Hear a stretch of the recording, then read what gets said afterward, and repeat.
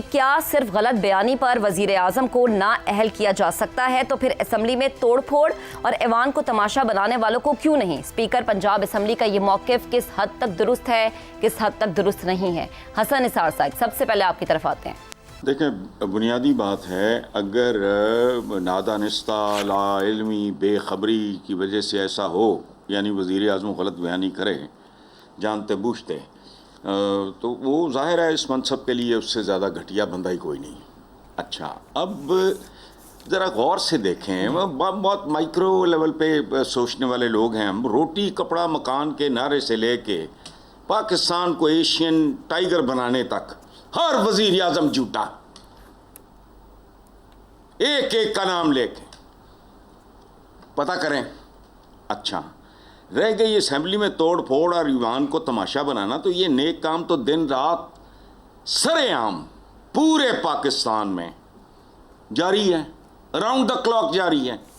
Name anything, इक्तसादियात से अखलाकियात तक, law and order तक, यू नेम एनीथिंग। अच्छा, स्पीकर बेचारे की मजबूरी है।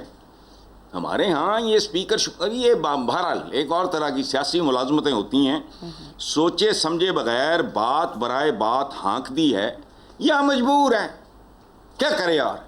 कौन से उन्होंने वहाँ बम फोड़ दिए हैं, कि दहशतगर्दी कर ली है, फलाना कर ली है।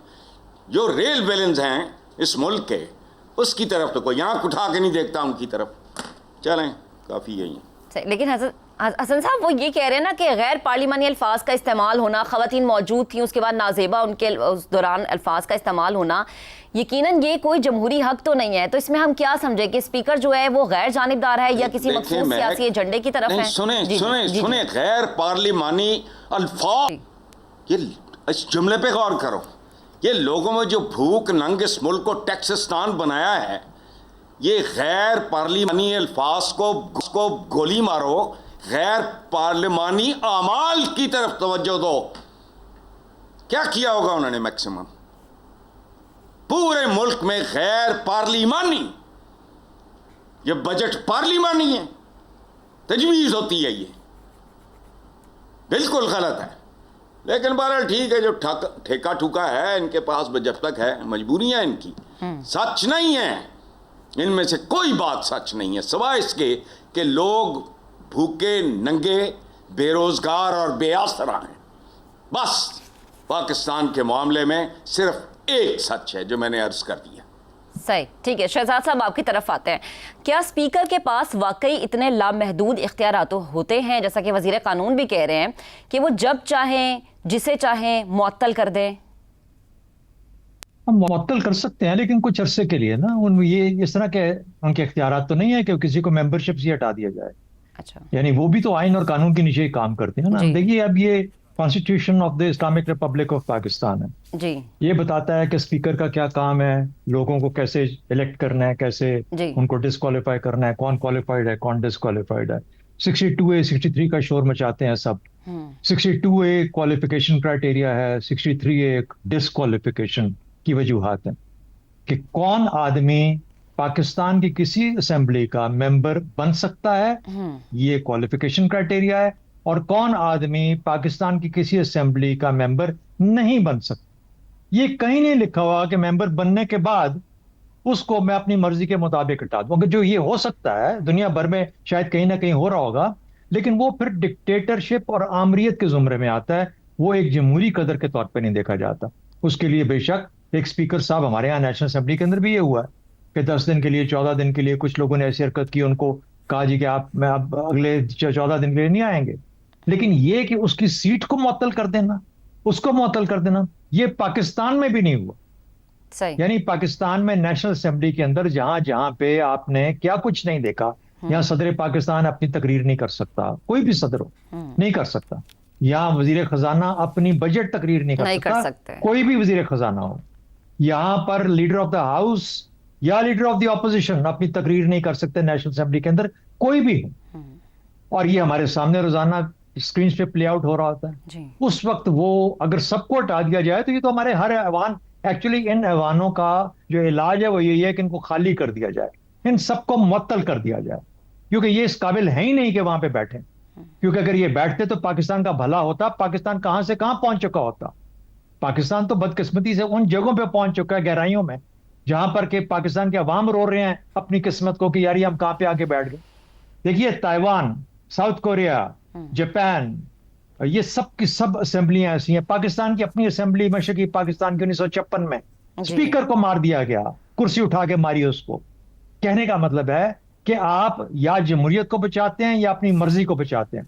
अगर जमहूरियत को बचाना है तो जमहूरी रवायात का पासदारी करनी पड़ेगी और इस आइन और कानून को लेकर चलना पड़ेगा। इस आइन और कानून के मुताबिक स्पीकर के पास कोई हक नहीं है कि किसी सीट, किसी आदमी को डी-सीट कर सके। तीसरी बात, एक फाइनल बात करूंगा, कोर्ट ऑफ कॉम्पिटेंट अथॉरिटी।